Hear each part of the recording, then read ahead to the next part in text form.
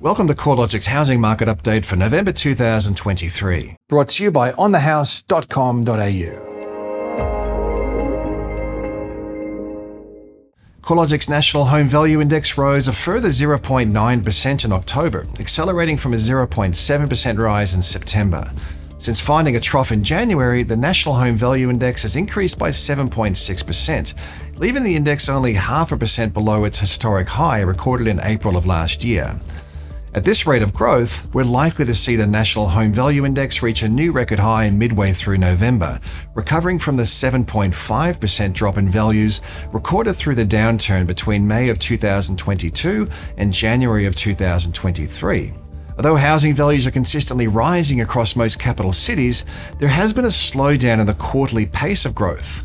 Capital city home values rose 2.6% over the 3 months to October, down from the 3.7% rise seen over the 3 months to June, likely driven by a combination of higher advertised stock levels and stretched affordability. As the flow of new listings coming into the market accelerates, it's unlikely buyer demand will be able to keep pace amid high interest rates and low sentiment. Dwelling values rose across each of the capital cities, except Darwin, through the month, with Perth, Brisbane and Adelaide the top performing markets. Meanwhile, Sydney, Perth and Brisbane have all seen dwelling values rise by more than 10% over the first 10 months of the year.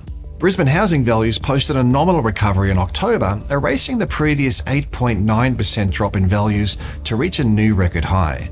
Perth and Adelaide are also at new record highs after recovering from the shallower downturns earlier this year. Across the other capitals, Sydney values remain 2.2% below their January 2022 peak, and Melbourne values are 3.7% below their March 2022 peak. Hobart housing values are down the most from their recent highs, remaining 11.6% below peak levels. Regional markets continue to lag their capital city counterparts, with the combined regional index up 0.7% in October compared with a 0.9% rise across the combined capitals. This trend of higher growth in the capital cities was evident across every state. Despite the slower pace of growth, every rest of state region did record a rise in housing values over the month, except regional Tasmania, where housing values were flat. Similar to the trend in the capitals, regional Queensland, Western Australia and South Australia are all showing stronger conditions, with each of these broad regions at record highs in October. The trend in advertised stock levels remains a critical feature of the housing market. After 10 months of below-average vendor activity, the flow of new capital city listings has ramped up through winter and spring to be almost 12% higher than a year ago. Although total listings remain lower than this time last year and below the previous 5-year average, it's clear that inventory levels are rising. Capital city stock on the market is up 5.1% since the start of spring, in a clear indication that buyer demand isn't keeping pace with the flow of new listings. However, the balance of advertised supply remains diverse around the country. At one end of the spectrum is Perth, where advertised stock levels have fallen through spring to be 2.1% below levels recorded at the end of winter. Additionally, listing numbers have hardly budged in Brisbane and Adelaide. At the other end of the spectrum is the ACT, where total listings have jumped 21.3% through spring to date. Listings are also up 10.7% across Melbourne and 9.3% higher across Sydney, while Hobart listings have been well above average for more than a year. While vendor activity has picked up, home sales are tracking only slightly above the 5-year average across the capitals and are losing some momentum. Regional sales are holding reasonably steady, but at slightly below average levels. With vendor activity gathering some momentum while buyer activity slows, it's likely selling conditions will continue to rebalance back towards buyers, especially in those cities where advertised supply levels are high. In markets where demand and advertised supply levels are more evenly balanced, it's logical to expect price growth to slow down. In other markets, such as Perth, where listings are almost 45% below the 5-year average, while sales activity is almost 25% above average, prices are rising at the fastest pace since March of 2021. Now let's take a tour around each of the capital city markets. Housing values in Sydney rose by another 0.8% in October, adding roughly $9,000 to the median value of a dwelling. Since values started rising in February, the market's recovered by 11.6%, yet values still remain 2.2% below the record highs from early 2022. The pace of growth is still quite rapid, especially given the affordability challenges that persist across the market, but values aren't rising as quickly as they were around the middle of the year when the monthly growth rate reached 2%.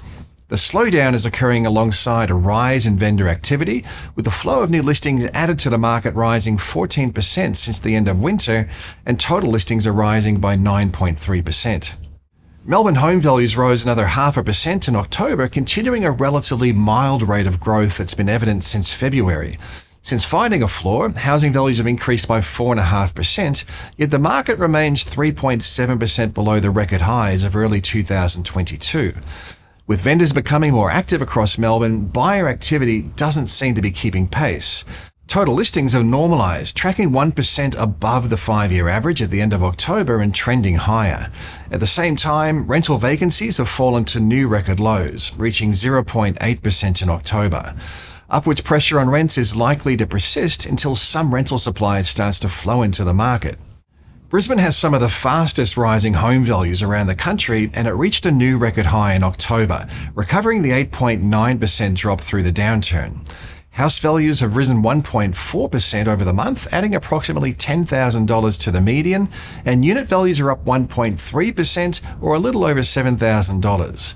Such strong growth conditions are occurring amid low advertised supply levels, which were tracking almost 41% below the 5-year average at the end of October, and above average demand, where home sales were 5.3% above average over the 3 months ending October.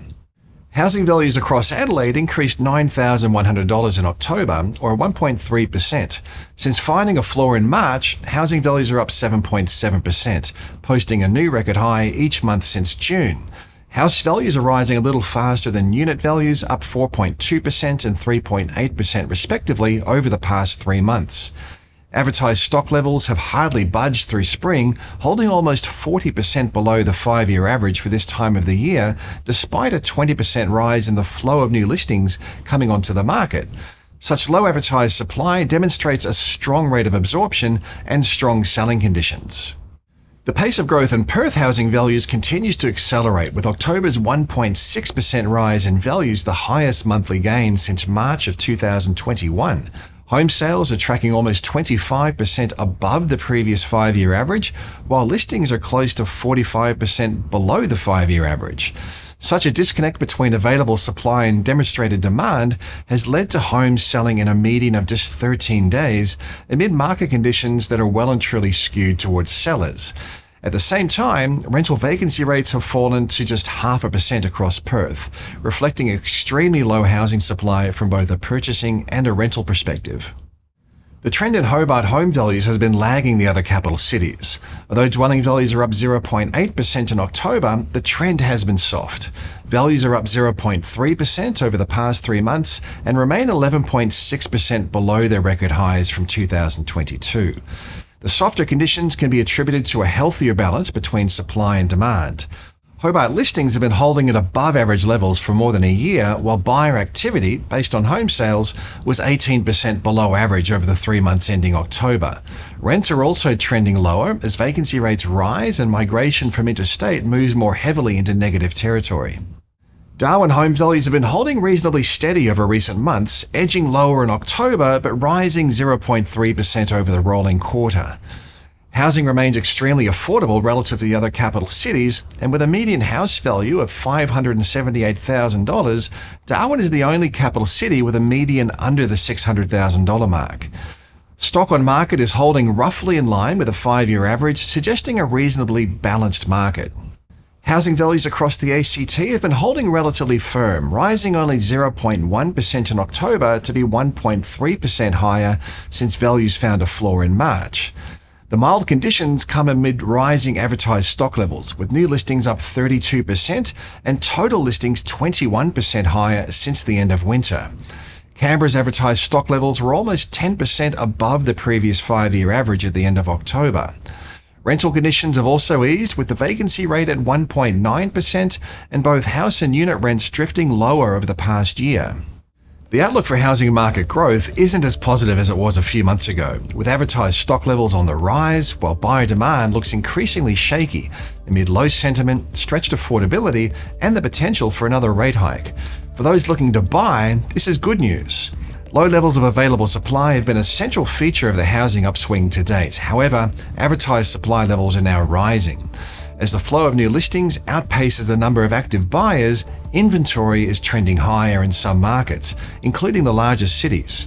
More stock means more choice, less urgency in decision-making, and a greater ability to negotiate for buyers.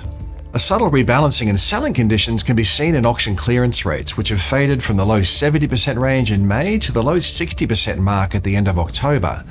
While advertised supply is likely to rise further through spring and into early summer, the prospects for buyer demand aren't as positive. For the past year, consumer sentiment has been holding at similar levels to the early stages of the pandemic and the worst of the financial crisis. With consumer sentiment and housing activity showing a close relationship historically, a further drop in consumer spirits could be accompanied by a reduction in buyer activity. There is a good chance consumer sentiment will fall even lower due to the bounce back in inflation and the potential for higher interest rates and worsening global tensions. While downside factors have become more prominent over recent months, other factors may support demand and values. Labour markets have loosened a little, but with unemployment expected to remain well below the long-run average, it's unlikely mortgage defaults or distressed home sales will rise materially. Additionally, a burgeoning housing undersupply could keep some upwards pressure on housing prices, at least over the medium term. With rental markets the tightest on record, there may also be some spillover from rental demand into purchasing demand. Financial hurdles, including saving for a deposit, funding transactional costs, and qualifying for a mortgage, could be the biggest challenge for renters looking to buy.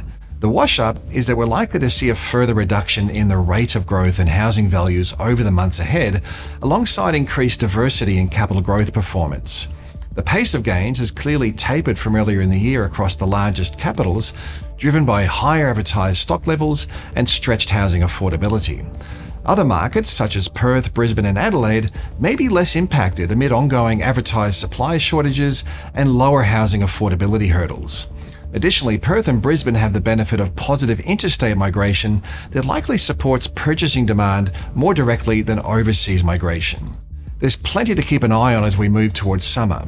You can stay in touch with all our housing market research and updates at the news pages of the CoreLogic.com.au website or via LinkedIn, Instagram, and Facebook.